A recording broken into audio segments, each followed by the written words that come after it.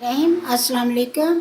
ਅੱਜ ਮੈਂ ਬਣਾਉਣ ਲੱਗੀ ਹਾਂ ਰਮਜ਼ਾਨ ਸਪੈਸ਼ਲ ਵਿੱਚ ਅੱਜ ਬਣਾਉਣ ਲੱਗੀ ਹਾਂ ਫਾਲਸੇ ਦਾ ਸ਼ਰਬਤ ਅਫਤਾਰੀ ਵਾਸਤੇ। ਉਹਦੇ ਵਾਸਤੇ मैं एक पाइया फालसा लिया हुआ, पाइया होगा पूरा, पाइया तो थोड़ा ज़्यादा होगा। फालसा लिया हुआ, थोड़ा आधा चम्मच नमक का लिया हुआ, चाय वाला आधा चम्मच नमक का लिया, आधा कप चीनी का लिया हुआ। अगर चीनी कम हो या लगे कि तुहानू कम है तो होर भी डाल सकते हैं। हुण मैं इहनूं बनाउणी आ, जग च डालूंगी।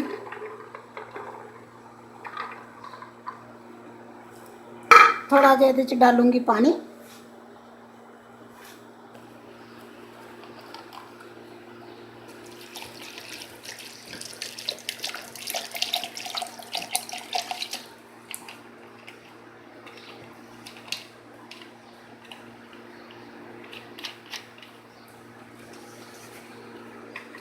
पहले मैं ग्रैंड करूँगी, बाद में मैं चीनी डालूँ। अगर मर्जी हो तो चीनी नाल भी डाल लो, अगर नहीं मर्जी तो चीनी बाद में जो पुणोगे उदों बाद भी डाल लूँगी, लेकिन मैं बाद डालूँगी।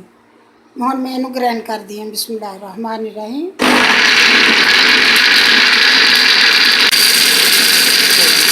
बिस्मिल्लाहिर्रहमानिर्रहीम।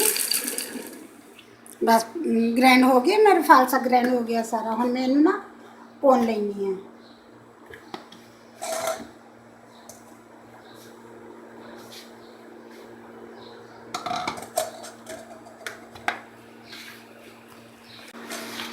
बिस्मिल्लाहिर्रहमानिर्रहीम। इन्हें अच्छी तरह भुन लूँ। अगर लगे कि गाढ़ा है नहीं भुनिया जाता, थोड़ा पानी डाल लो ये, क्योंकि पानी तो डालना ही होंदा है ना। फिर भी इन्ना गाढ़ा तो नहीं पीता जाता ना, पानी डालना होंदा है तो पहलों पानी डाल लो थोड़ा, जो तुहानू लगता है कि गाढ़ा है।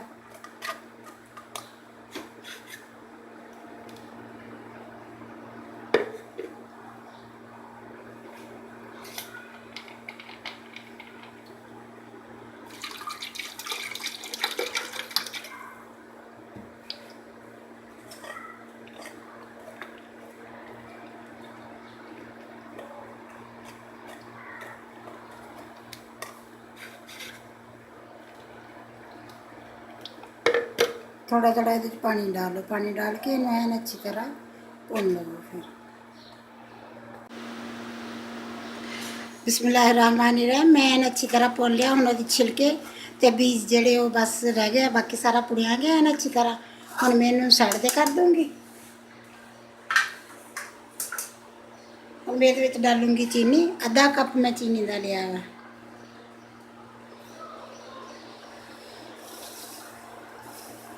थोड़ी डाल के देख दी, अगर ज़्यादा हुई ज़्यादा ना हो जाए। आधा चम्मच नमक का, आधा चम्मच चाय वाला, आधा चम्मच नमक का। नाल भी डाली जा सकती है अगर चीनी तुसीं नाल ही डालनी, लेकिन मैं अलहदा डाली किलो भुन के बाद विच डाली। इन मैं अच्छी तरह हल कर लेनी है किलो। बिस्मिल्लाहिर्रहमानिर्रहीम। चीनी तो नमक मैं ये डालिया, पहले मैं उदा ही हल कर लगी सी, लेकिन पानी ठंडा में पाया ना, ठंडा पानी पा के ग्रैंड किया, लेकिन वो जल्दी नहीं होनी। फिर मैंने जल्दी आ अफतारी का टाइम हो रहा है, इसलिए मैं हुण एक दफ़ा हिला लूँगी फिर ग्रैंड हो जाएगी।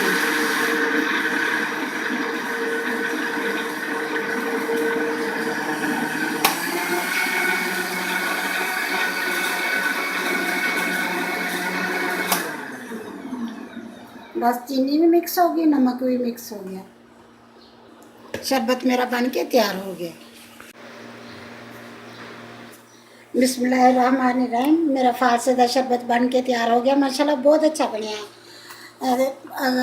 बना के ज़रूर देखा जे, ट्राई करा जे बना के इस तरह, माशाल्लाह बहुत अच्छा बनता। वैसे भी ठंडा हुंदा वा, रोज़ियां दे विच पीण वास्ते ठंडा भी हुंदा वा, ते कई बीमारियों वास्ते वैसे भी बहुत अच्छा हुंदा, जिगर वास्ते, मैदे वास्ते, हर इदां दी चीज़ों वास्ते ये अच्छा भी हुंदा। अफतारी तो बाद अफतारी करो पियो। फालसा हुण तां आया वा काफ़ी सारा, हुंदा थोड़ी देर आ, महीना डेढ़ महीना ही हुंदा फालसा, बस फिर खत्म हो जाता वा। अगर मेरी वीडियो पसंद आए लाइक करना, शेयर करना, सब्सक्राइब करना। अल्लाह हाफिज़।